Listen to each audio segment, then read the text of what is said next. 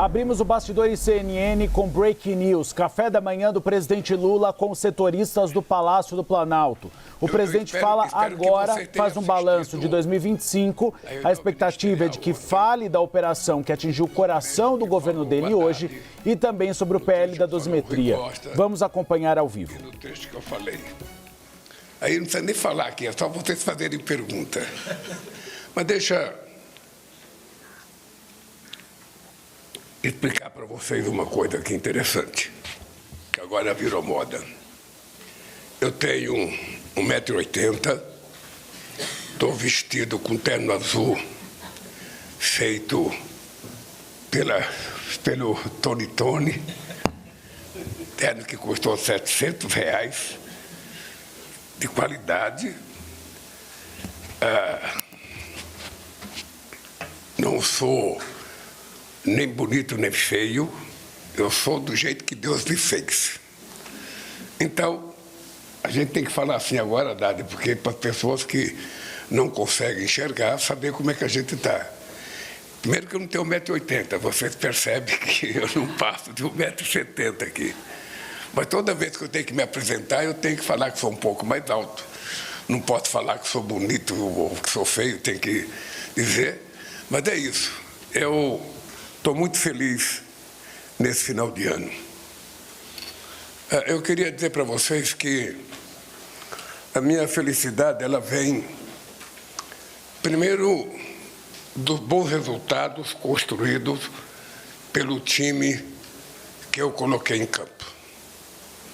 Vocês percebem que, pelo resultado, todo mundo aqui foi treinado para bater pênalti. E nós não erramos nenhum pênalti.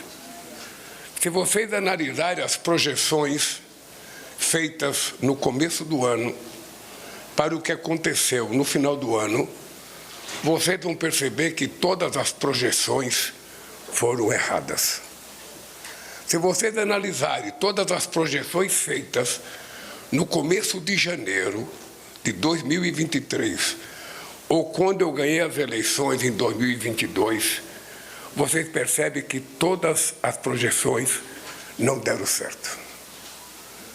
Porque houve alguma coisa inovadora nesse país. A primeira coisa é que nós começamos a governar antes de tomar posse. Não sei se vocês se lembram, nós fomos obrigados a participar da construção de uma PEC da transição para que a gente pudesse governar o primeiro ano de mandato, inclusive com uma parte de recurso para pagar a dívida do governo anterior que não tinha feito. Então foi um milagre você imaginar que um Congresso adverso, porque era um Congresso, sabe, eleito ainda antes das eleições, antes da minha eleição, votar uma PEC da transição. E nós conseguimos isso com a maestria dos ministros que dispuseram ainda na transição a negociar com o Congresso Nacional. Depois, eu não sei se é hábito, eu não sei se é cultura, mas sempre as projeções são muito negativistas. Ou seja, muitas vezes as pessoas que fazem análise têm o hábito de nivelar sempre as coisas por baixo. E como eu sou muito otimista, eu quero dizer para vocês que eu tenho muita sorte, porque a última vez que esse país cresceu acima de 3% foi quando eu deixei a presidência em 2010. De lá para cá, só voltou a crescer acima de 3% quando eu voltei a ser presidente da República.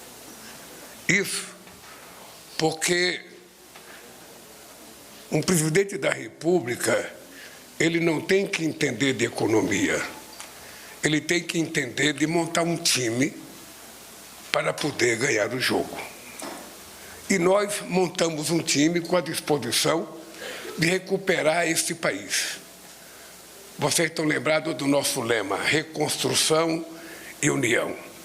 Porque esse país foi semi-destruído em todas as áreas. Em todas as áreas. Nós distribuímos ontem para vocês, se vocês não receberam ontem, o Laércio tem a obrigação de distribuir, tudo que a gente encontrou e tudo que foi feito. Como é que as coisas aconteceram nesse país nesse tempo? Sem ficar o tempo inteiro falando mal do governo anterior ou xingando as mazelas do ex-ministro da Fazenda, sabe? Nada disso. Nós não ganhamos as eleições para ficar falando mal do governo anterior. Nós ganhamos as eleições para governar o Brasil. E para governar o Brasil, a gente tinha que ter na mente de que a arte de governar é cuidar desse país e cuidar do povo brasileiro. E foi isso que aconteceu. Eu, no governo passado, muitas vezes em debate no exterior com os empresários, quando o meu ministro da Fazenda, o Guido Mantega, ou quando o presidente do Banco Central, o Meirelles, começava a discutir e falar da macroeconomia, você era ministro da Educação, eu sempre chamava a atenção deles para o sucesso da microeconomia. Porque tem uma tese que os economistas falam um pouco, mas que eu falo muito. É que muito dinheiro na mão de poucos significa miséria, significa pobreza, significa desnutrição, significa, sabe, significa esquecimento de uma parte da sociedade. Ao passo que pouco dinheiro na mão de muitos significa exatamente o contrário. Essa é a tese pela qual a gente acha, sabe, que um país pode dar certo. É fazer com que o dinheiro possa circular na mão de todas as pessoas. Sabe, eu dou sempre um exemplo.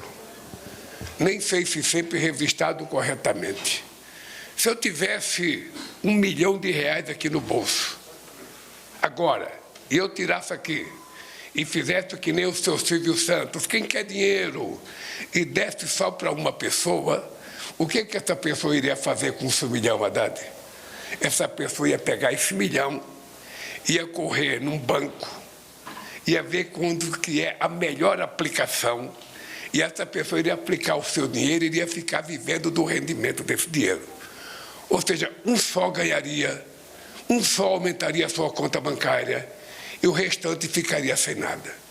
Agora, se eu pego esse mesmo 1 milhão e divido entre vocês em partes iguais, o que vai acontecer? Se eu desse, ao invés de 1 milhão para 20 mil para cada um de vocês, o que iria acontecer? Todos vocês iriam imediatamente comprar as coisas que vocês mais necessitam para o final de ano.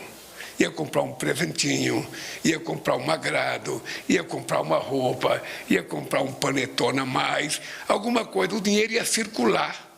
E o dinheiro circulando, ele vai para o comércio, do comércio ele vai para a indústria, da indústria ele gera um emprego, o emprego gera um salário, o salário gera mais um consumidor. Ou seja, e assim a economia começa a funcionar.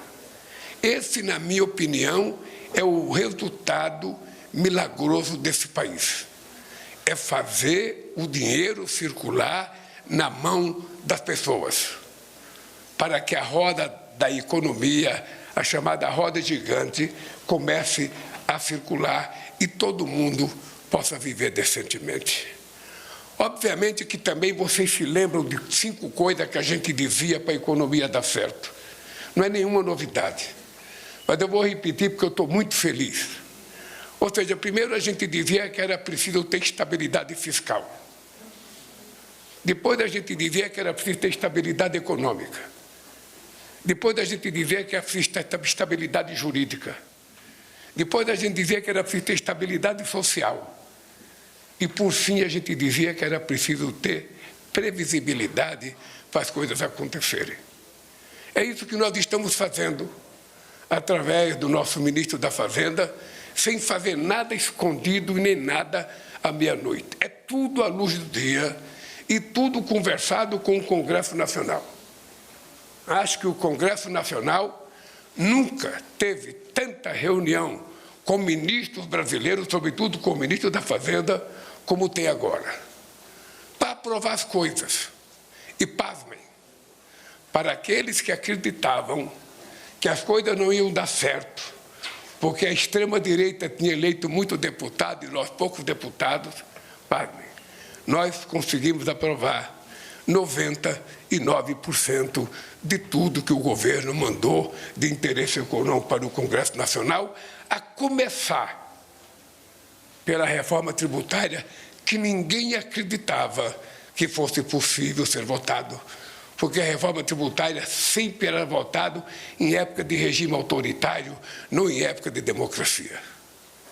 E nós conseguimos esta proeza, conversando com o Congresso Nacional, conversando com a Câmara, conversando com o Senado, conversando com os partidos, nós terminaremos o ano.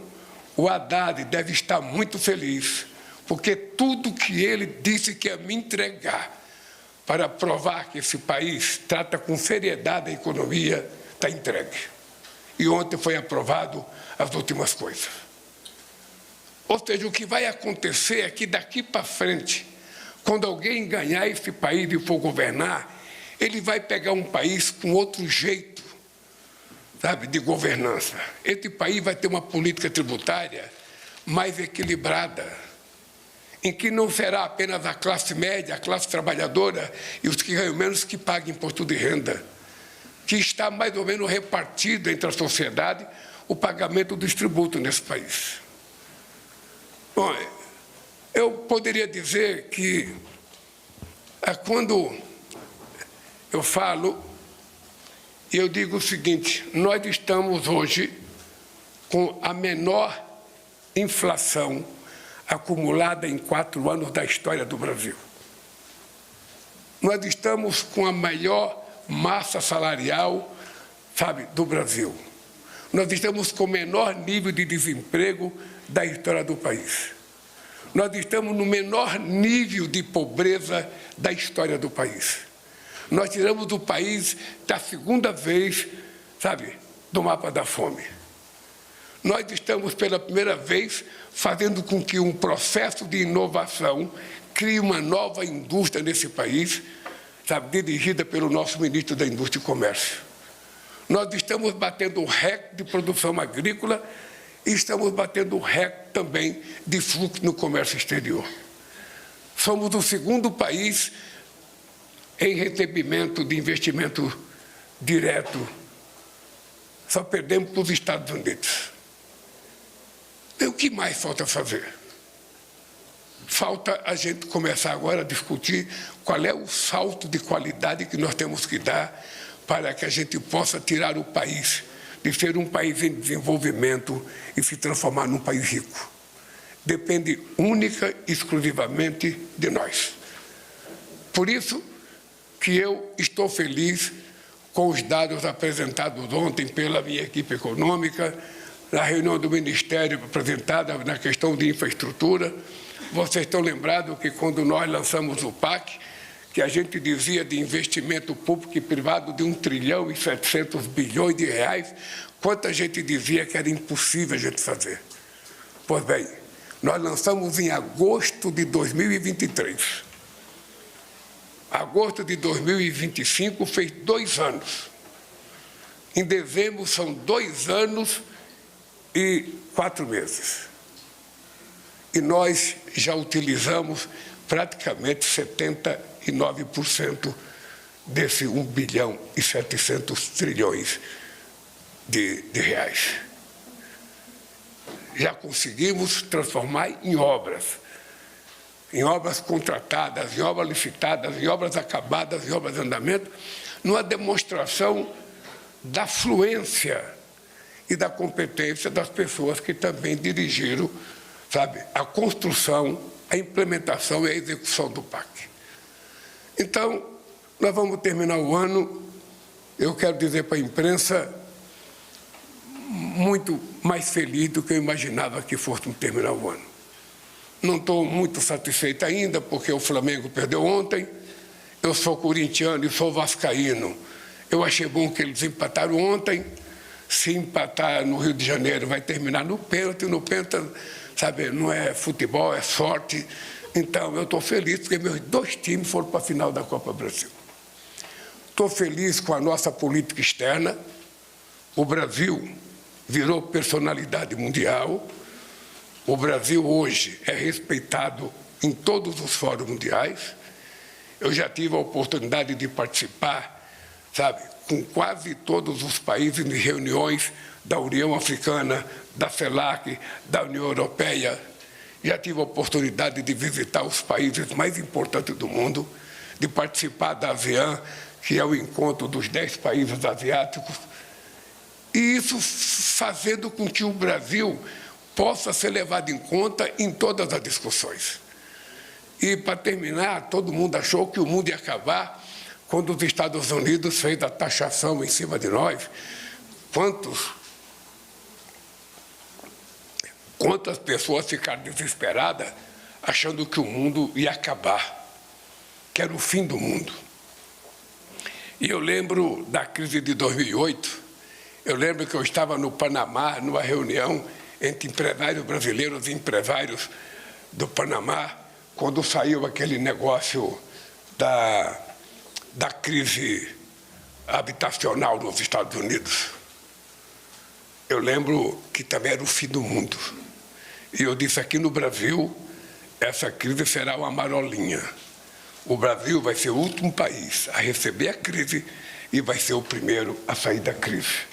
Aqui veio em 2008, e em 2010, a gente voltava a crescer a 7,5% ao ano.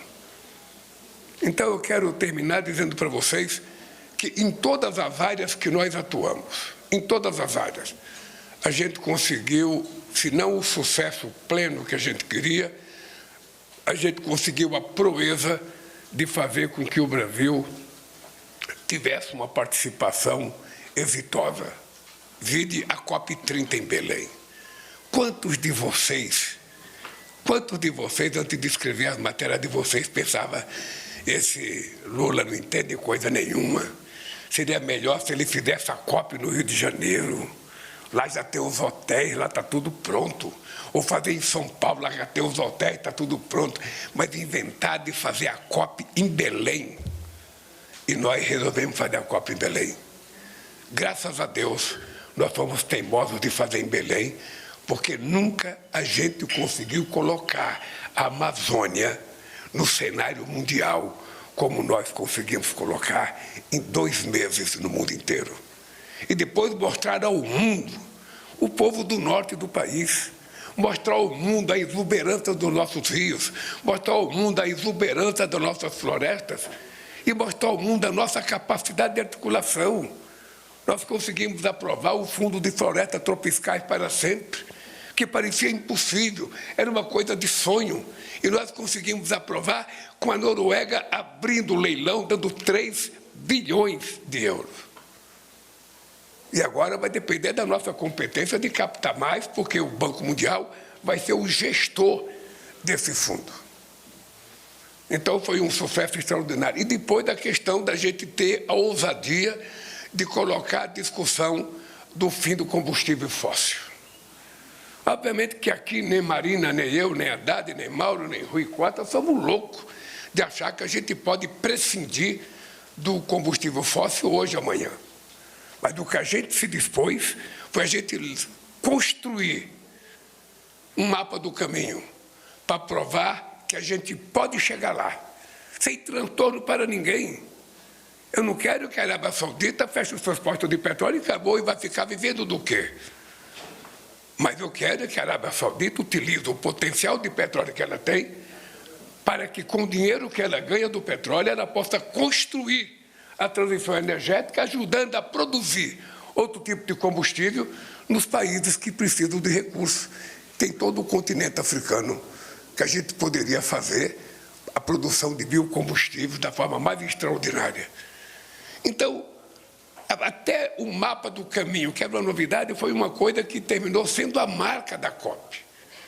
Eu, que já participei de várias COPs, a Marina, que já participou de todas as COPs, eu duvido que já tenha tido uma COP mais bonita do que a nossa. Duvido. E depois o pessoal aprendeu a dançar carimbó. Não sei se você vê coisa bonita, um gringo tentando dançar carimbó, não é a mesma coisa, mas tentou. Sabe, ficou bonito. Só o primeiro-ministro da Alemanha que não tentou e não gostou. Eu falei para ele, é porque você estava no Brasil, mas a sua cabeça estava na Alemanha.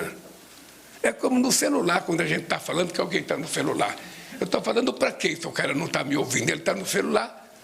O corpo dele está aqui, mas a cabeça dele está onde? Então, o primeiro-ministro da Alemanha veio para o Brasil, mas ficou pensando no chucrute dele. Eu, quando eu vou para a Alemanha, eu esqueço a minha feijoada. Eu esqueço o meu torresmo de barriga, como gosta de falar os mineiros. Eu, quando eu vou para a Alemanha, eu quero comer chucrute. Eu quero comer joelho de porco. Eu quero comer a salsicha que ele tem, a linguiça que ele tem, aquelas assadas no carrinho. Então, quando eu vou para a Alemanha, eu fico de corpo e alma dentro da Alemanha. E agora, veja o que vai acontecer. Eu vou para a Feira de Hannover, que é a feira industrial mais importante do mundo. Eu tive uma discussão com o presidente da Mercedes-Benz aqui no Palácio. E eu disse para ele que o Brasil não precisava do mix tecnológico dele para combater o clima, sabe, que aumenta um caminhão todo ano 15%. Toda vez que ele inventa Euro 4, Euro 5, Euro 6, Euro 7, o caminhão aumenta no Brasil 15%. E nós não precisamos do mix deles, porque o nosso combustível é melhor do que o deles. Nós temos 15% de biodiesel misturado no nosso óleo diesel e temos 30% de etanol misturado na gasolina. E fiz um desafio para ele. Eu vou na feira de Hannover e quero fazer uma aferição. Qual é o combustível que emite menos CO2? Se é o nosso ou se é o deles? E pode ter certeza que nós vamos ganhar. Ou eles melhoram, ou se ficar como está, nós vamos melhorar. Porque o nosso combustível tem quase 80% menos emissão de CO2 do que os deles.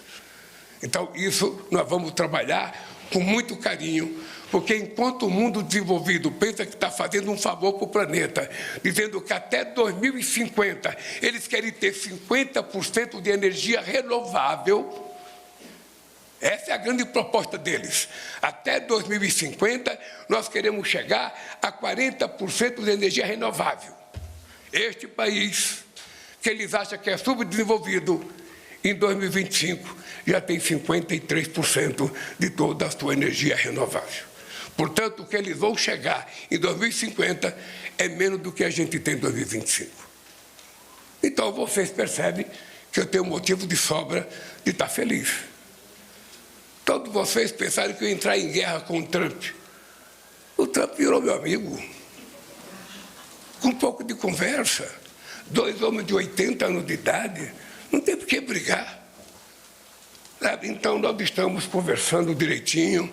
Você pode ficar certo que tudo vai se acertar. Sem nenhum tiro, sem nenhuma arma, sem nenhuma bomba, sem nenhum navio bloqueando a costa brasileira. Eu disse para o presidente Trump, o poder da palavra é mais forte do que qualquer arma que vocês possam ter. É só saber utilizá-lo. E a gente vai conseguir resolver grande parte dos problemas que a gente tem na política, se a gente tiver a capacidade de dialogar. Sobretudo a capacidade de ouvir e de entender as pessoas como elas são, e não como a gente gostaria que elas fossem.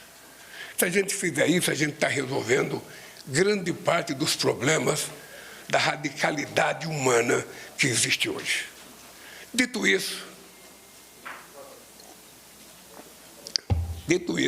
eu não vou falar do desmatamento da Amazônia, que tem 50% do desmatamento da Amazônia. Dizer para vocês que eu me coloco à inteira disposição de vocês para fazer as perguntas. Eu fico olhando a cara de vocês, eu estou percebendo o seguinte, o que eu falei não interessou coisa nenhuma. Vocês estão pensando, o que vocês estão pensando mesmo é na perguntinha que vocês construíram para me pegar. Tá? Então, vamos lá, gente. Pergunta o que vocês quiserem, do jeito que vocês quiserem. Se eu souber, eu respondo. Se eu não souber, eu peço ajuda aos universitários aqui e eles me ajudam. Vamos lá, pessoal, conforme combinamos. Primeira pergunta de Sinara Menezes, da Fórum. Bom dia, presidente. Bom dia, ministros e ministra. Bom dia a todos e todas. Presidente, ontem no Congresso foi aprovado o PL da dosimetria. Então, o povo quer saber, né, se o senhor vai vetar ou sancionar. E eu também queria perguntar para o senhor se o senhor sabe ou pode dizer para a gente se houve algum acordo do governo para que esse PL tivesse a sua votação acelerada. Olha, se houve acordo com o governo, eu não fui informado. Então, se o presidente não foi informado, não houve acordo. Eu tenho dito já há algum tempo, eu não tenho dito agora, eu tenho dito que as pessoas que cometeram um crime contra a democracia brasileira terão que pagar pelos atos cometidos contra esse país. E, portanto, nem terminou o julgamento ainda. Nem terminou, ainda tem gente sendo condenada. E o pessoal já resolve diminuir as penas. Eu quero dizer para vocês que, com todo o respeito que eu tenho ao Congresso Nacional, a hora que chegar na minha mesa, eu vetarei. Tá? Isso não é segredo para ninguém. Ao chegar na minha mesa, eu vetarei. Porque primeiro vamos terminar esse processo. Nós ainda não descobrimos os financiadores, porque aquilo teve financiamento. E eu acho que nós precisamos levar muito a sério o que aconteceu no dia 8 de janeiro de 2023, e tem gente que quer que a gente esqueça, mas a gente não pode esquecer. Porque se a democracia esquecer da importância que ela tem para uma nação, a gente termina perdendo o jogo. Então, é isso que eu posso dizer. O Congresso tem o direito de fazer as coisas, eu tenho o meu direito de vetar, depois eles têm o direito de derrubar o meu veto ou não. É assim que é o jogo. Próxima pergunta, Jennifer Goulart, do jornal O Globo. Bom dia, presidente. A Polícia Federal deflagrou hoje uma nova fase da investigação sobre a fraude do INSS, envolvendo o vice-líder do governo e prendeu o número 2 do Ministério da Previdência. Os descontos indevidos, embora tenham iniciado no governo Bolsonaro, dispararam muito no seu governo.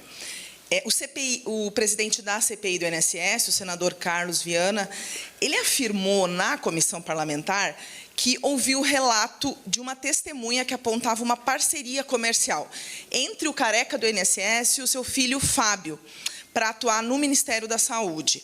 Além disso, a comissão e a Polícia Federal têm investigado a entidade da qual o seu irmão é dirigente. Eu queria saber a sua opinião sobre esses fatos, presidente.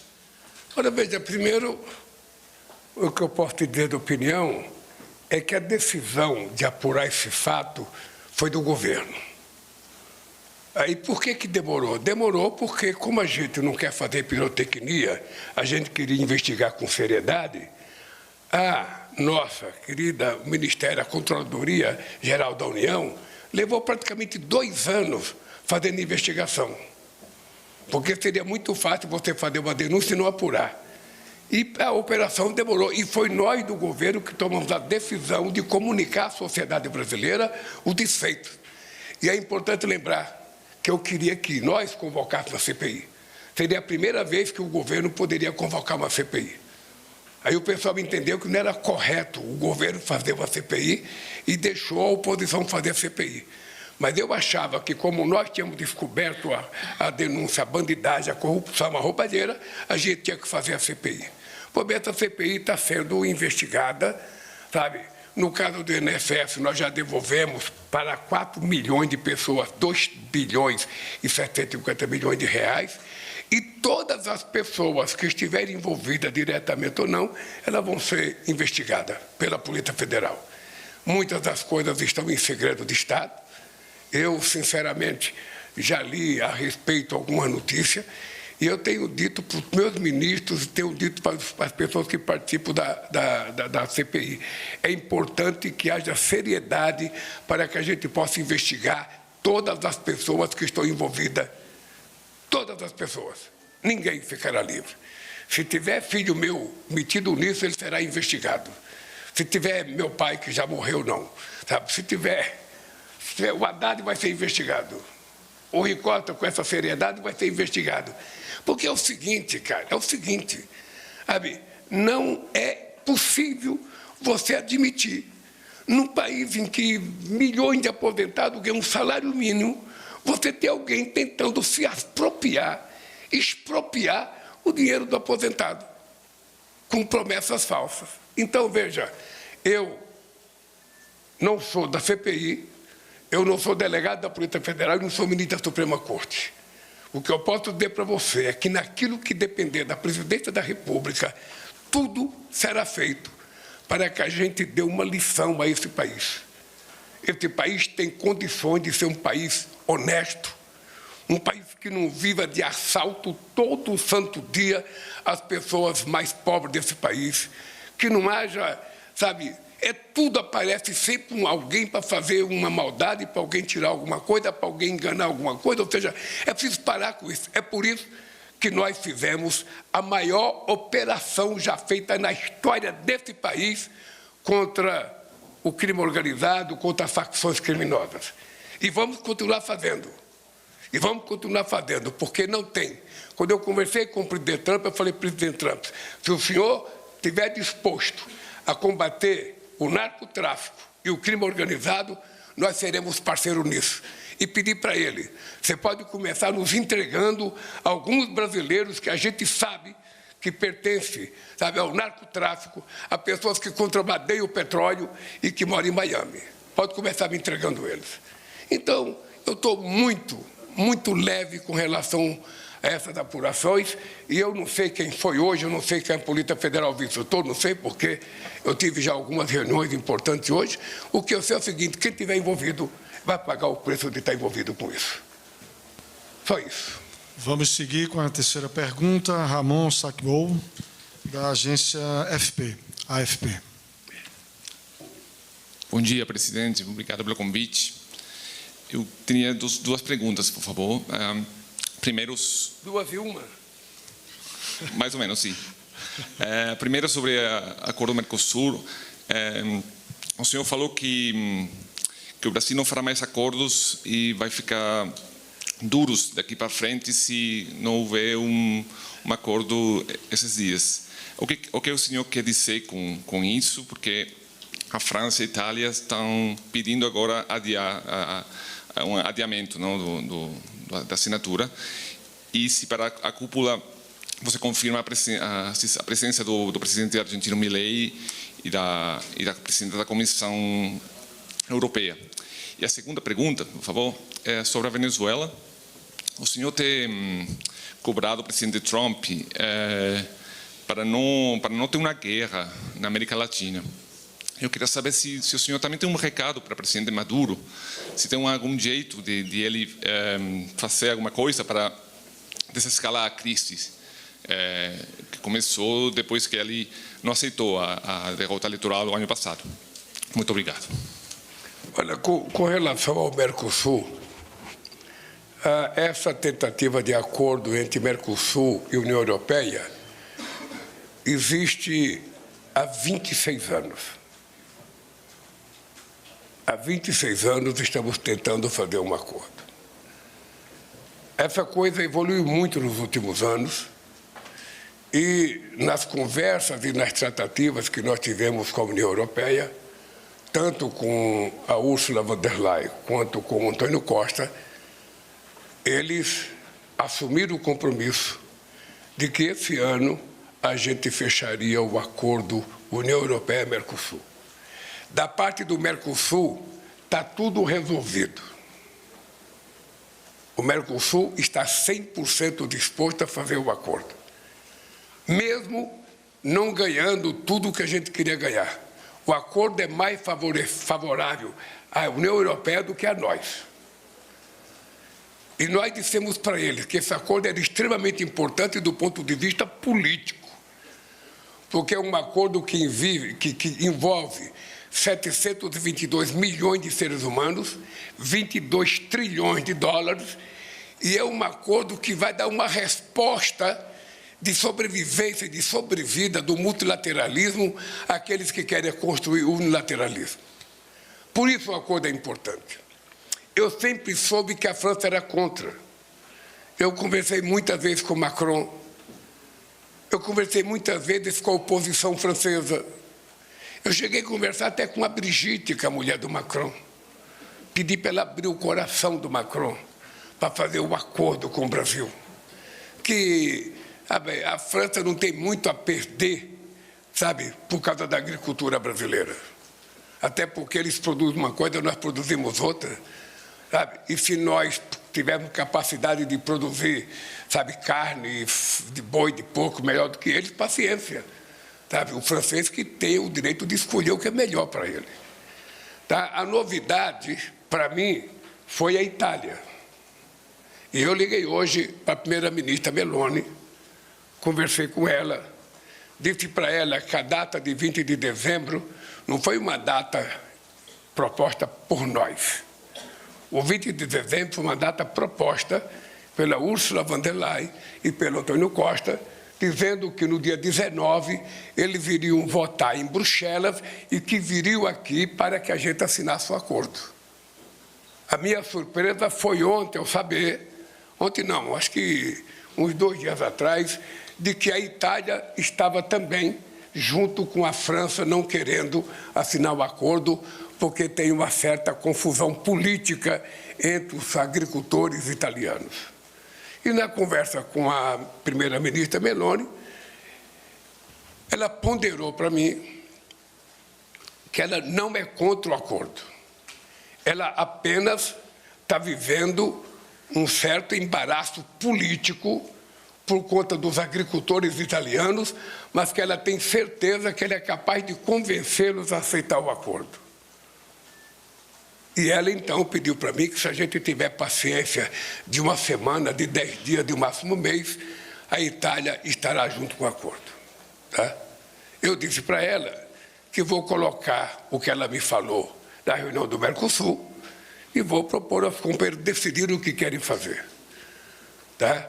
Eles aprovaram salvaguarda, nós concordamos com a salvaguarda deles.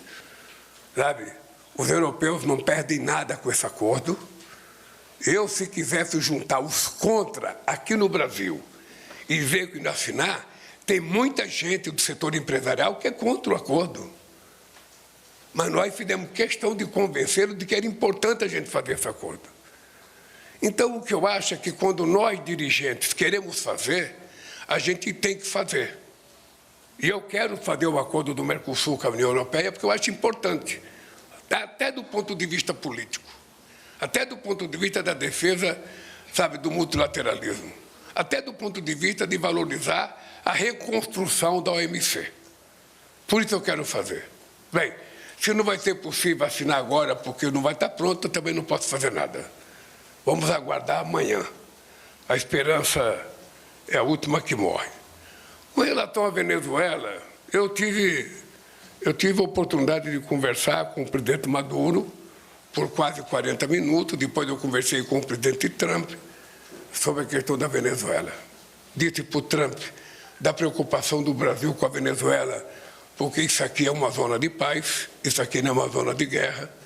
Disse para ele que as coisas não se resolveriam, sabe, dando tiro, que era melhor sentar em volta de uma mesa para a gente encontrar uma solução.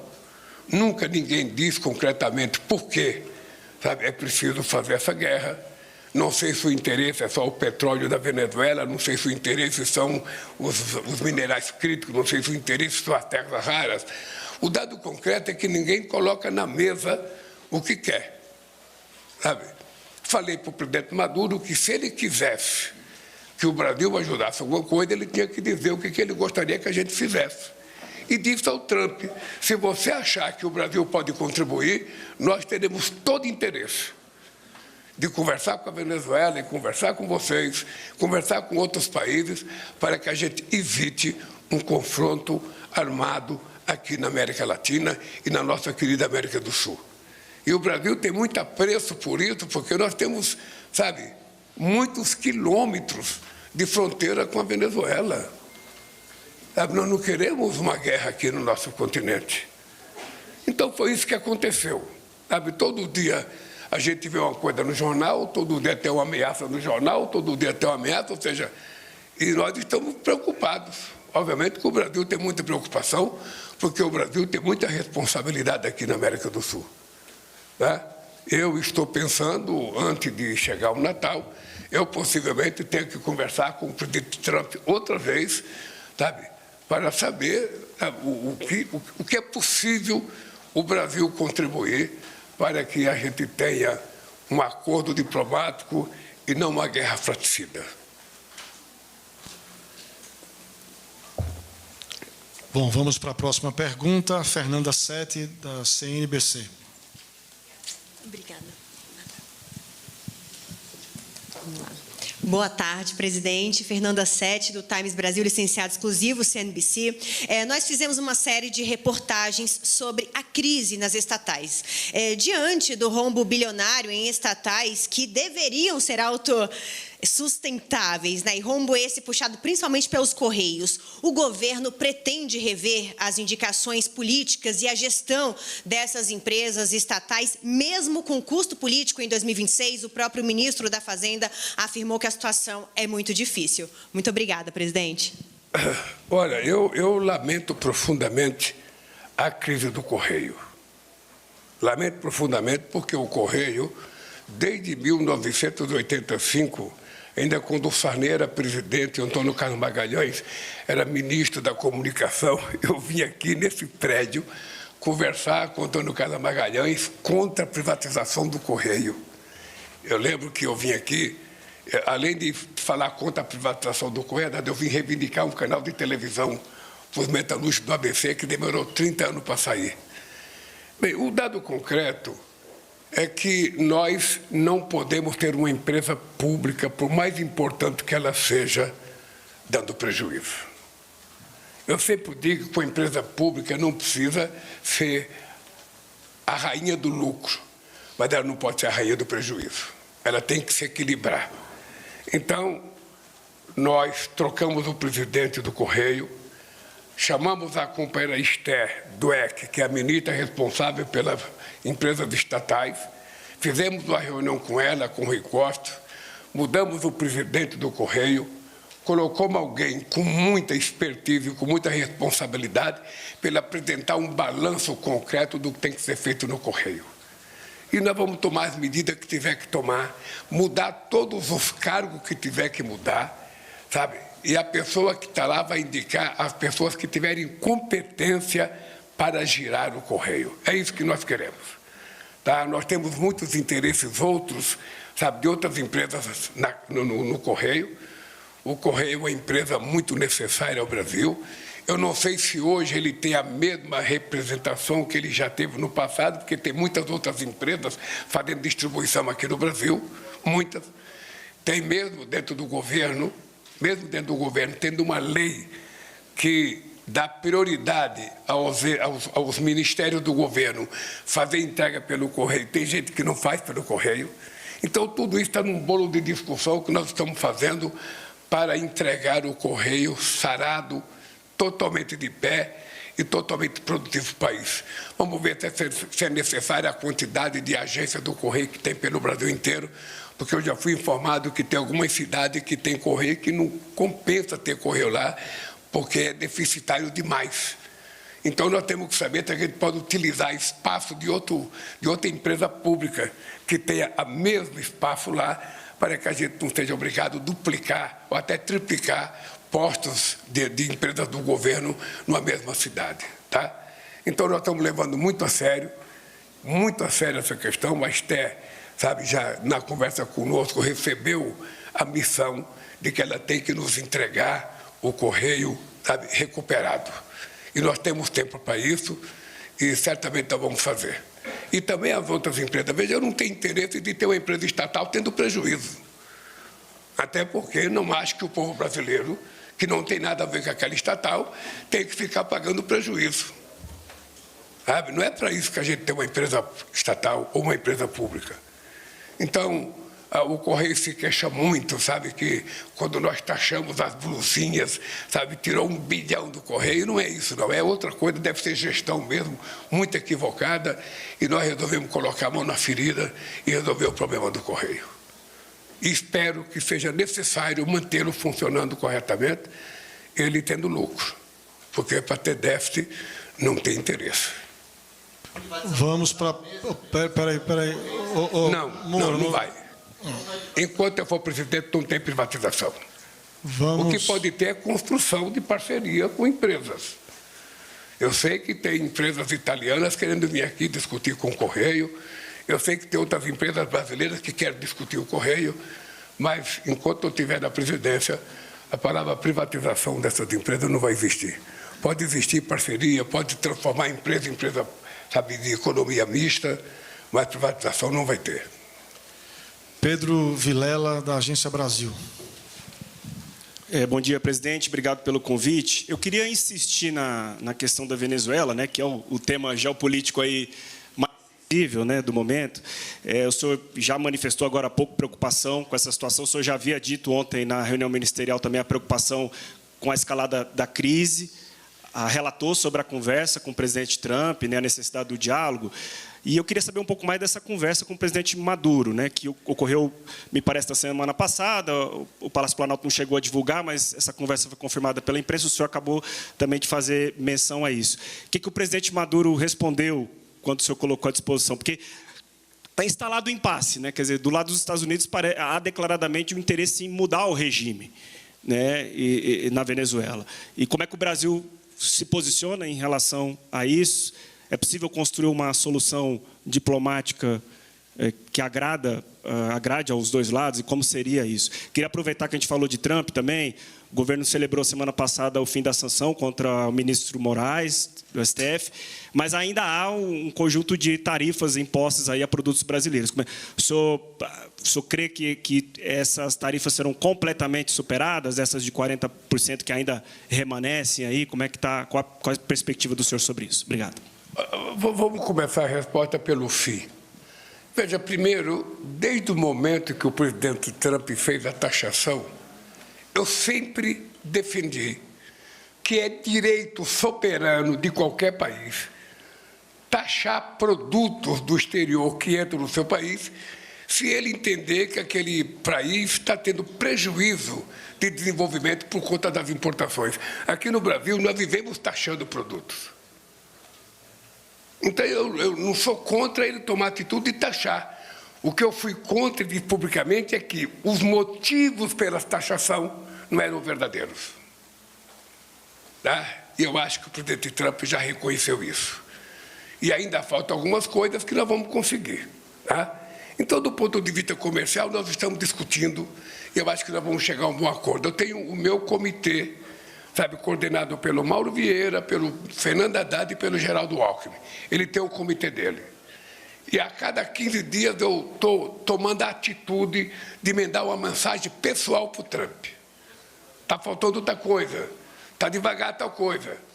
Porque é o seguinte, quem engorda o porco é o olho do dono. Se eu fingir que eu esqueço, eu que tenho interesse, ele acha que está tudo resolvido. E eu não, eu tenho que cobrar, eu que tenho interesse. E se chegar o momento a gente entende que não vai ter solução, nós poderemos colocar em prática a reciprocidade. Porque eu não tenho interesse. Eu tenho interesse de continuar com uma boa relação com os Estados Unidos da forma mais civilizada como sempre foi. Tá? Bom, com relação à Venezuela, eu tive uma conversa com Maduro para saber o que o governo Maduro estava pensando. Ele me contou a conversa que ele teve com o Trump, ele me colocou quais foram as coisas colocadas pelo Trump, que eu peço permissão para não dizer, porque quem tem que dizer é ele, não sou eu. Sabe? Eu disse para ele que eu já tinha informação, porque o Trump já tinha falado isso numa reunião, sabe? E que era possível, aquilo que estava em jogo ali, era possível negociar sem guerra. Era possível negociar sem guerra. Tá? Então, eu fico sempre preocupado o que está por detrás. Tá? Porque não pode ser apenas a questão de derrubar o Maduro. Quais são os interesses outros que a gente ainda não sabe? Eu tentei fazer a paz do Chaves com Bush durante 8 anos. Eu criei um grupo de amigos da Venezuela para poder garantir que houvesse um referendo lá, porque já naquele tempo o governo americano queria fazer intervenção na Venezuela. E eu até brincava com o Bush, brincava com o Chaves, ou seja, eu falava para o Chaves, essa briga de vocês não é verdadeira, porque se o Bush quisesse brigar com você de verdade, ele estancava a importação do petróleo de vocês. Tem, afinal de contas, 14 refinarias nos Estados Unidos. E se o Chaves também estivesse falando a verdade, ele trancava a exportação. Mas nenhum dos dois faz nada, ou seja, então é uma briga para enganar quem? E a mesma coisa eu falo para o presidente Trump e falo para o Maduro, ou seja, meu Deus do céu, é importante resolver essas pendengas todas numa mesa de negociação. É só ter vontade. É porque tem gente que, para fazer política, tem que ter um inimigo. Aqui no Brasil já teve muita gente assim. E eu não sou de fazer política procurando inimigo. Eu sou de fazer política procurando soluções para os problemas. Daí porque eu acredito muito na palavra, no poder de persuasão, no poder de convencimento. E eu acho que se os problemas que estão em litígio é os que aparecem na imprensa, não há por que utilizar arma. Não há por quê. É importante utilizar a diplomacia, que dá muito mais resultado. E estou à disposição, tanto da Venezuela quanto dos Estados Unidos, para contribuir numa solução pacífica no nosso continente. É isso. Vamos à próxima pergunta. Edis Henrique, R7. Bom dia, presidente. Bom dia, ministros e colegas. Ontem o senhor brincou para que os ministros pedissem votos a favor do Jorge Messias ao ligar para senadores amigos. Eu queria saber como é que está essa relação, né? Por que o Palácio do Planalto não enviou a mensagem quando Alcolumbre marcou a primeira sabatina, se a gente tem algum prazo para ser enviada essa mensagem e se tem alguma expectativa de conversa direta com Alcolumbre, já que ainda há um mal-estar entre o Palácio do Planalto e o Senado.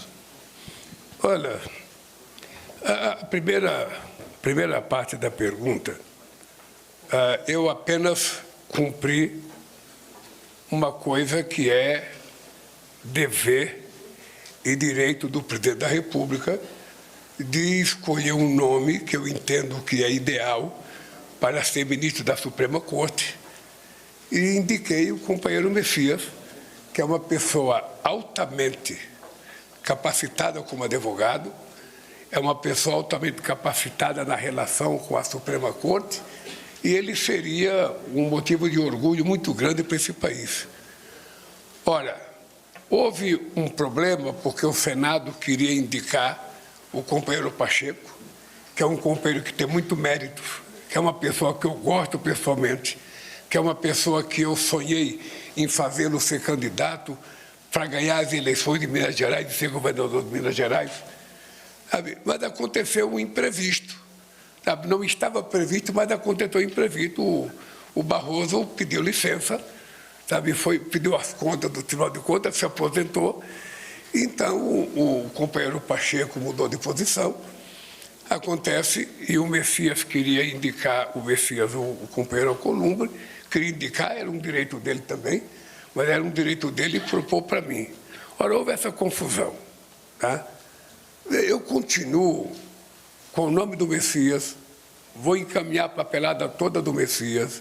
Eu sei que não será mais votado esse ano, a gente vai ter que esperar a volta do Congresso Nacional. O Poder Judiciário vai entrar de férias, o Congresso vai entrar de férias, só que não vai entrar de férias sou eu. Então, eu vou fazer com que, sabe, quando votar o recesso, o nome do Messias esteja lá, e eu espero que haja votação. Veja, não tem nada pessoal entre eu e o companheiro Alcolumbre. Eu sou amigo do Alcolumbre, gosto pessoalmente dele, ele tem nos ajudado de forma extraordinária a aprovar grande parte das coisas que a gente quer aprovar. É com ele que muitas vezes o Haddad conversa, é com ele que muitas vezes a Gleisi conversa. Então não existe nada, não tem nenhuma crise entre eu e o Alcolumbre, entre eu e o Hugo Mota. Cada um representa uma instância de poder nesse país e quando tem um problema entre nós, a gente tem que dor de uma mesa e conversa e resolve o problema. Tá? Eu continuo dizendo que eu sou agradecido ao Congresso Nacional de ter aprovado todas as coisas que nós entendíamos ser necessárias para reconstruir esse país. Então, eu termino o ano de 2025 agradecendo ao Congresso Nacional, ao comportamento do companheiro Alcolumbre, ao comportamento do Arthur Lira quando era presidente e ao comportamento do Hugo de aprovar as coisas que nos interessam.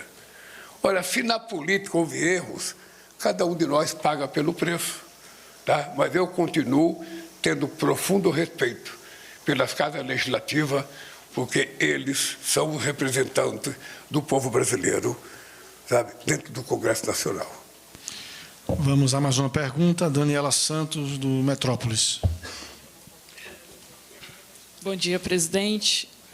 Eu queria perguntar sobre eleições, aproveitando que o ministro Fernando Haddad está aqui. O ministro tem falado sobre deixar o governo no início do ano e tem sinalizado que ele gostaria de contribuir com a campanha de reeleição do senhor. Mas tem gente que defende que o ministro concorra ao governo de São Paulo ou a uma vaga no Senado, já que no ano que vem vai precisar, né, o campo de esquerda vai precisar reforçar essa presença no Senado e ele seria um bom nome. Eu queria saber, né, nessa confusão toda, o que o senhor defende, se o senhor prefere que o ministro colabore com a sua campanha ou se ele seja candidato e a qual cargo. E também queria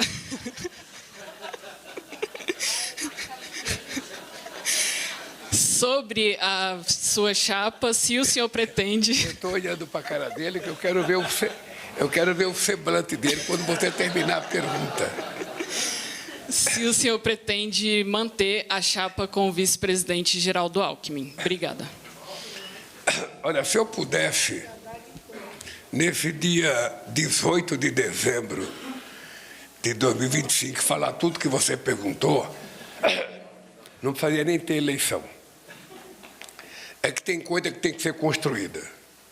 Todos vocês sabem da minha relação com o Haddad, todos vocês sabem do apreço que eu tenho pelo Haddad, e vocês sabem que o Haddad tem maioridade e tem biografia para decidir o que ele quer fazer. Se você perguntar para mim se eu gostaria que ele fosse, eu gostaria que ele fosse. O que eu não sei, eu fiz perguntar para ele. Mas eu acho que é impossível você imaginar uma pessoa da envergadura do Haddad deixar o Ministério da Fazenda e voltar para casa. Acho que nem eu, nem a Ana Estela iríamos gostar. Mas, de qualquer forma,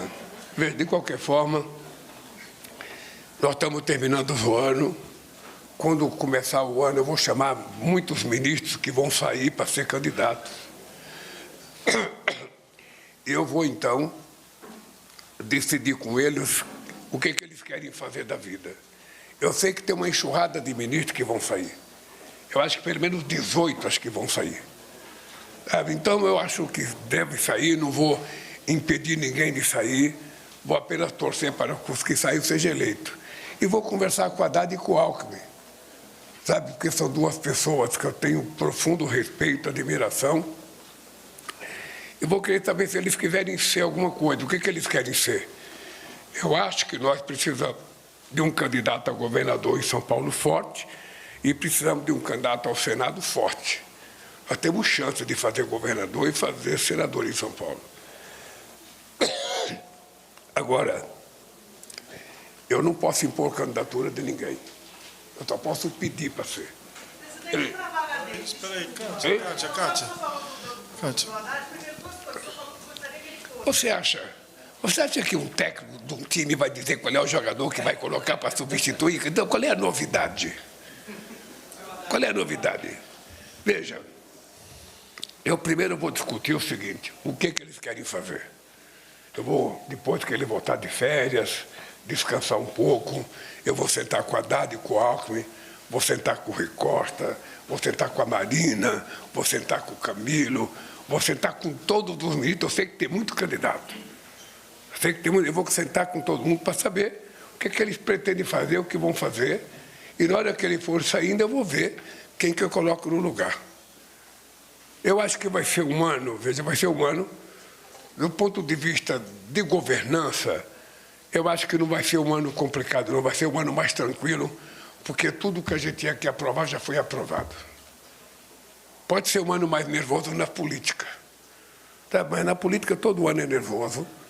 E como eu tenho convicção de que o governo vai ganhar as eleições, eu tenho convicção que tudo que nós conseguimos plantar e colher e entregar é mais do que tudo que já foi feito em qualquer outro momento da história desse país.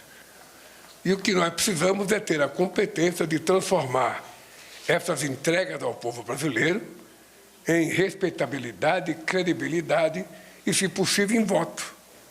E aí vai depender da capacidade do argumento, vai depender dos nossos adversários. A política está muito enraivecida, a política não é mais a mesma. Eu digo sempre assim, feliz era quando eu tinha o PSDB como oposição.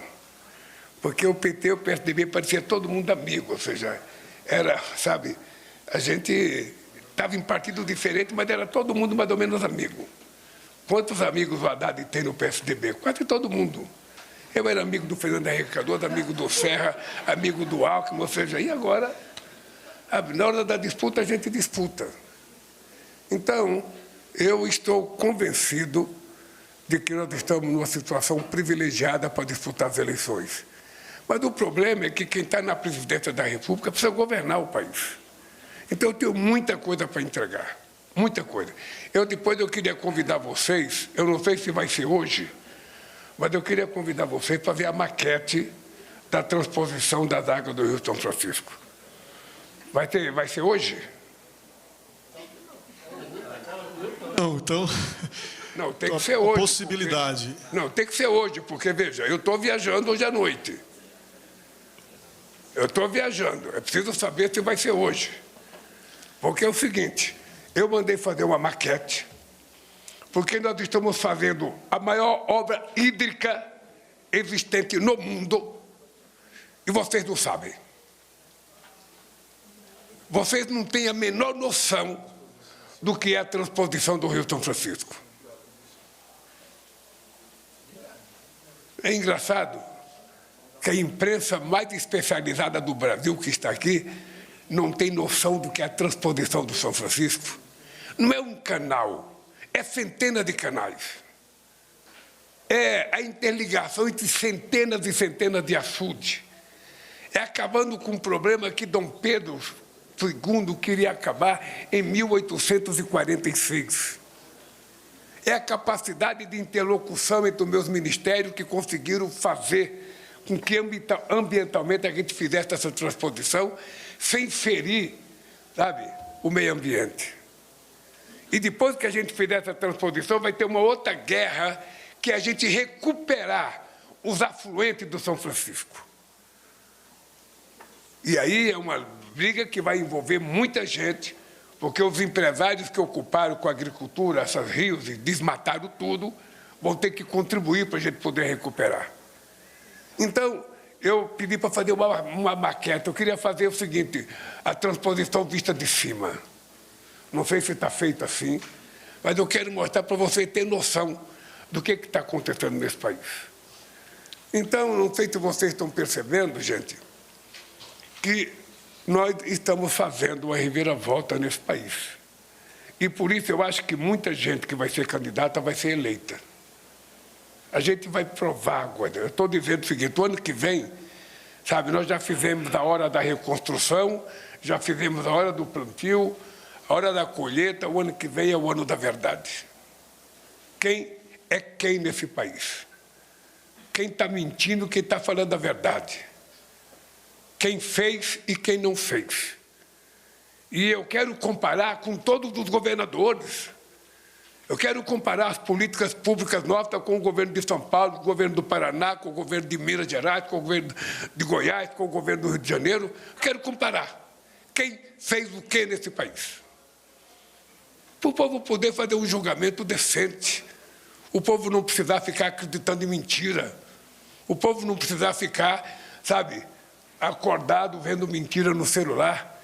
Então nós vamos tentar fazer dessa campanha e por isso eu preciso de bons nomes para concorrer ao governo de Estado, para concorrer a Senado da República e para concorrer a deputados federais. E vamos montar esse time. Tá? Eu acho que nós vamos ter ainda até março para a gente definir e montar essas coisas, porque depois a campanha vai começar para valer. Antes disso, eu convido vocês para ir ao Carnaval do Rio de Janeiro.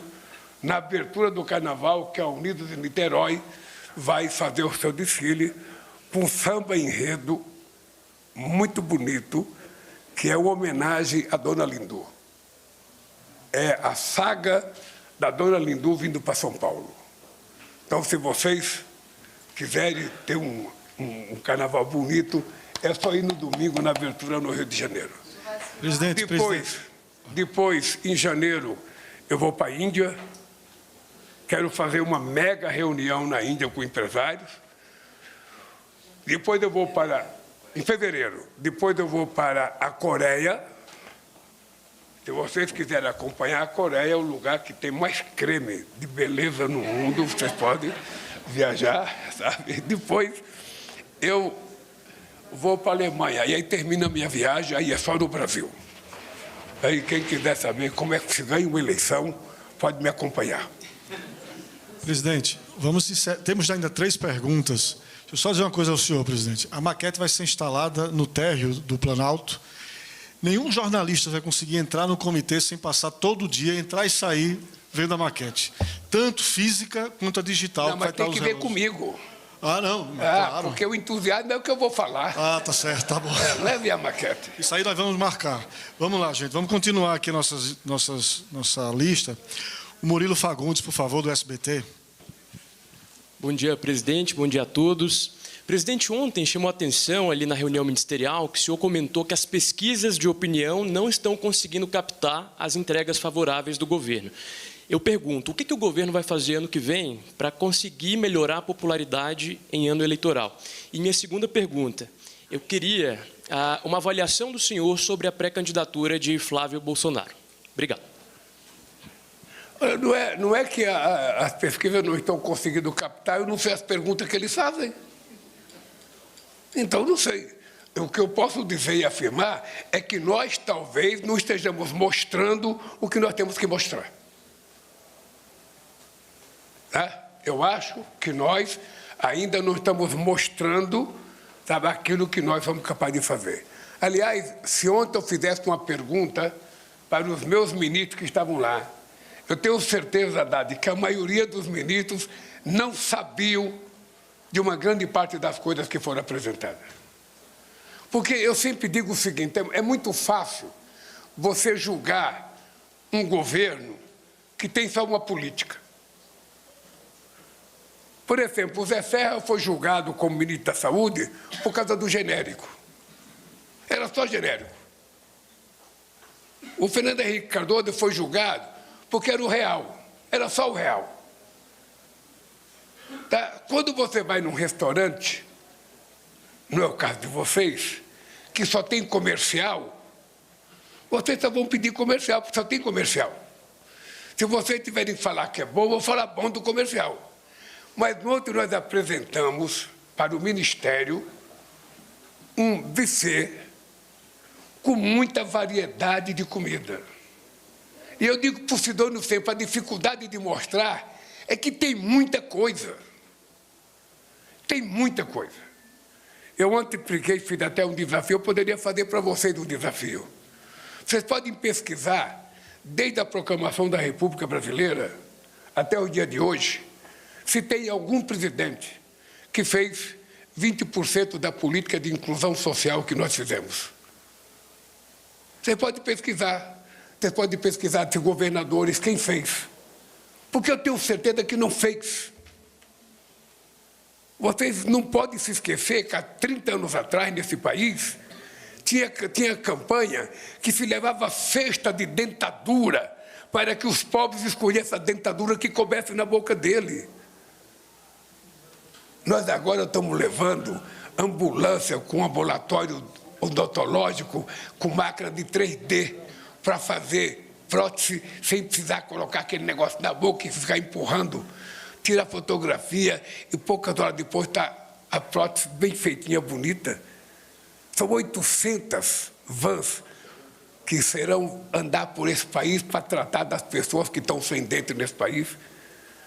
O mais especialista é a maior revolução médica já feita nesse país.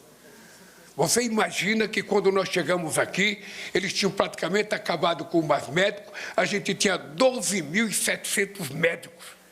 Hoje nós estamos com 28 mil médicos trabalhando. E vocês sabem da minha obsessão. Eu quero que o povo pobre tenha a segunda consulta, porque possivelmente o pai ou a mãe de vocês, ou de outras pessoas mais humildes, vai no médico, consegue fazer a primeira consulta, aí o médico faz a segunda consulta é o chamado de especialista, demora 10 meses ou 1 ano até. Aí quando a pessoa consegue um especialista, o especialista pede uma ressonância magnética, demora mais 12 meses. Aí a pessoa morre antes de fazer os exames. Nós agora vamos ter o ano que vem 150 caminhões com ressonância magnética, com tomografia, com tudo. Fazer todos os exames que as mulheres precisam fazer. Sabe, a gente vai chegar numa cidade, para aquele caminhão, quem estiver na fila vai fazer. Para numa periferia, quem tiver vai fazer. Para a gente fazer uma revolução nesse país. Não sei se vocês acompanharam ontem o mutirão, nesse final de semana, de 45 hospitais universitários, de todas as Santa Casas, de todos os hospitais filantrópicos. A gente quer definitivamente acabar com essa maldita fila que faz as pessoas morrerem sem ter um tratamento médico adequado. Então, essas coisas é que vai ser levado em conta, sabe, na hora que a gente tiver que disputar as eleições. E aí é que eu digo que é preciso comunicação. E eu vou repetir, ontem na reunião ministerial, muitos ministros não sabiam das coisas que foram apresentadas pelo companheiro Rui Costa e pelo Haddad. Se a gente não falar, quem é que vai saber? Vocês não sabiam que nós temos a menor inflação acumulada em 4 anos. Então, nós vamos dizer. É isso que nós temos que fazer. A outra coisa é dos possíveis adversários. Eu não tenho nenhuma capacidade de julgar adversário. Sabe, o adversário acha que pode ganhar, filósofo é candidato e vamos para a disputa. Sabe, eu não cabe julgar o filho do Bolsonaro, o neto do Bolsonaro, a mulher do Bolsonaro. Eu não vou julgar. Saiam quantos quiserem. O dado concreto é que nós vamos ganhar as eleições. Só isso. Vamos para as últimas 2 perguntas. O Leonardo Fernandes, do Brasil de Fato, e, na sequência, Matheus Santos, da Rede Amazônica. O senhor tem um compromisso, mas vamos... Boa tarde, presidente. Leonardo. Leonardo, por favor. Boa tarde, presidente. Obrigado aqui pelo espaço. Presidente, primeiro eu queria perguntar sobre a relação com o Congresso, né? Ontem o ministro Celso Sabino foi demitido, houve uma indicação de alguém ali próximo do Hugo Mota. O senhor acha que... Como é que o senhor espera que seja essa relação com o Congresso no próximo ano? Pretende trocar líderes também, no caso do Congresso? E eu queria fazer uma segunda pergunta sobre eleições. O senhor tem dito que vai ganhar as eleições, que está confiante. No entanto, essa doutrina internacional que os Estados Unidos têm aplicado na América Latina tem propiciado aí alguns indícios de intervenção. Por exemplo, nas eleições da Argentina, que foram 20 bilhões liberados às vésperas das eleições, e agora em Honduras também há algumas denúncias de intervenção. O senhor teme que o governo de extrema-direita dos Estados Unidos tente intervir nas eleições brasileiras? Obrigado. Bom, é importante lembrar que dos 20 bilhões emprestados pelos Estados Unidos à Argentina, pelo FMI, o Brasil votou favorável. E eu fui consultado. E achei que tem que emprestar, porque não poderia passar o Brasil negando o empréstimo a um país irmão como a Argentina. Graças a Deus, a gente não vai precisar de dinheiro do FMI, nem do Banco Mundial, nem dos BRICS. Nós vamos ganhar as eleições pelos trabalhos prestados que foram feitos nesse país. Tá? A segunda coisa é que eu acho que tem um debate público que eu tenho tentado valorizar a democracia nisso. Ou seja, é preciso que a gente faça com que a humanidade entenda que a democracia é o melhor sistema de governo, que ela permita alternância de poder. A alternância de poder não é apenas trocar de pessoas, é trocar de segmentos sociais. Você pode eleger um dia um advogado, você pode eleger outro dia um empresário, você pode eleger outro dia um trabalhador, você pode eleger outro dia um negro, uma negra, sabe? Essa é a alternância de poder. E é por isso que nós precisamos fortalecer a democracia. E esse discurso negacionista que tem ganhado, se você pegar as propostas, é uma proposta destrutiva, porque não coloca nada no lugar, é só destruir o que tem. Quem que é o sistema no Brasil? Sou eu? Ou o sistema é aqueles que negam o sistema? Eu ainda não tenho ninguém do ProUni e nenhuma instância superior no Poder Judiciário. Ainda não tenho. Os meninos das nossas cotas que te fizeram universidade ainda não estão em nenhuma instância de poder. Então, o sistema são eles. Então, o que nós precisamos é fazer esse debate coerente. E é isso que eu quero fazer. Você não tem noção como é que eu estou tranquilo para uma campanha eleitoral. Quando a gente não está preparado, quando a gente... Uma campanha é uma coisa muito nervosa, muito Haddad já participou, Ricota já participou, a Marina já participou. A campanha é uma coisa muito tensa, sabe? Muito tensa. Você vai... É que nem bater pênalti. Só que meus adversários são que nem o jogador do Flamengo, vou errar. E eu sou como do time, vou marcar. Porque eu tenho tanta tranquilidade do que aconteceu nesse país. Eu tenho tanta tranquilidade da nossa relação externa. Eu tenho tanta tranquilidade da nossa economia e das políticas de inclusão social que nós fizemos, da questão climática, da transição energética, que não existe um tema que eu não esteja tranquilo para debater com quem quer que seja. Então, sabe, eu acho que nós estamos muito tranquilos e aqui no Brasil a extrema-direita não votará mais a governar esse país. É isso. A última pergunta, você. Matheus Santos, Rede Amazônica. Rede Amazônica, porque, presidente, porque aqui tem vários veículos de Fortaleza, Pernambuco, de outros estados que ficam aqui também no Palácio. Então, a última pergunta para a Rede Amazônica. E eles têm Tem um estúdio aqui. Um estúdio, nunca me convidaram. Pois é. Vamos lá, ano que vem nós vamos lá. Nunca me convidaram para ir no estúdio aqui. Está convidado para conhecer. Se eu quiser ir na Amazônia, eu tenho que pagar 4 horas de avião. Não, está convidado para conhecer. Boa tarde. Vai, Matheus. Presidente, o senhor acha que a escala 6x1 passa no Congresso no ano que vem, mesmo com um ano tão curto? Ou ao menos alguma redução da jornada de trabalho? Ou vai ser um tema da campanha do senhor para justamente esta eleição? E aproveitando, a ministra Gleisi já disse que a atuação do Gabriel Galípolo à frente do Banco Central decepcionou. O senhor endossa essas críticas? Acha que os juros estão atrapalhando a economia? Acha que o Banco Central vai diminuir a Selic já na próxima reunião? Você está fazendo a pergunta tão depressa? Fala mais pausadamente que eu vou entender melhor. O senhor acha que a escala 6x1 passa no Congresso no ano que vem? É essa a pergunta. E a ministra Gleisi já disse que a atuação do Gabriel Galípolo à frente do Banco Central decepcionou. O que o senhor tem de opinião sobre isso? O que mais? Olha, deixa eu lhe dizer uma coisa. Eu tive a sorte de ser dirigente sindical durante um bom tempo e fui um dos dirigentes sindicais que encabeçou durante muito tempo a luta pela redução da jornada de trabalho para 40 horas. E eu acho que o país está pronto e a economia está pronta para o fim da escala 6x1.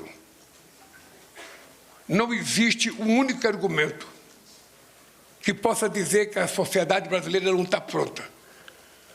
Porque se nos anos 80 a gente já queria reduzir a jornada de trabalho e já faz então 45 anos, a gente tem que medir os avanços tecnológicos desses 45 anos para saber que quando eu era presidente do sindicato Tom Bernardo, A Volkswagen tinha 44 mil trabalhadores e produzia 1.200 carros por ano. Hoje ela tem só 12 e produz o dobro. Então, por que não reduz a jornada de trabalho? Para o trabalhador ficar mais tempo em casa, cuidar melhor da família, estudar um pouco mais. Eu disse para os dirigentes sindicais, eu não quero tomar a iniciativa do Poder Executivo e mandar um projeto de lei do governo. Eu preciso ser provocado. Então, eles, já pedi para os dirigentes sindicais, vão para a porta da fábrica, faça a proposta e traga para mim a proposta. Vá no conselhão organizado pela Gleice Hoffmann, faça a proposta no conselhão, que quando eu tiver a proposta, eu mandarei para o Congresso Nacional. Eu acho que o comércio está preparado, a indústria está preparada e os avanços tecnológicos permitem que a gente faça a redução da jornada de trabalho. Segundo, a questão da taxa de juros e o Banco Central. Olha bem, primeiro, eu tenho 100% de confiança no companheiro Galípolo, presidente do Banco Central. Eu nunca fui favorável à independência do Banco Central. Nunca. Achei que o presidente da República indica o presidente do Banco Central e tira a hora que quiser. Fernando Henrique Cardoso tirou quanto? Uns 4 ou 5. Você coloca o presidente do Banco Central, ele não dá certo, você tira.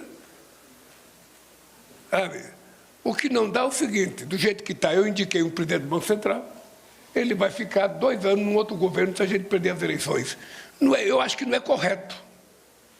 O governo que entra tem o direito de indicar o presidente do Banco Central, na expectativa de que ele seja o melhor presidente do Banco Central possível. Eu fiquei 8 anos com o Meirelles e não me arrependo. Meirelles prestou um grande serviço. E tenho certeza que o Galípolo vai prestar um grande serviço. Vai prestar um grande serviço. E eu acho que todo mundo está prevendo, da mesma forma que a gente sente cheiro de chuva, eu estou sentindo um cheiro de que logo, logo, a taxa de juros vão começar a baixar. Agora, o Banco Central tem autonomia. É importante lembrar que jamais eu farei pressão para que o Galípolo tome a atitude que tiver que tomar. É ele que tem que tomar a decisão. Eu espero que ele esteja cheirando o mesmo ar de desejo que eu estou cheirando agora. E se ele fizer isso, vai ser bom para ele, vai ser bom para mim, vai ser bom para o Brasil, vai ser bom para a indústria, vai ser bom para o desemprego, vai ser bom para o salário e vai ser bom para todo mundo. É isso. Por isso, gente, eu quero desejar a vocês um Feliz Natal, um Feliz Ano Novo, que a gente possa começar o ano que vem, sabe, com alto astral, sabe? Não acredite na primeira notícia sobre economia, faça a segunda consulta, quando alguém falar bobagem, converse com a Haddad.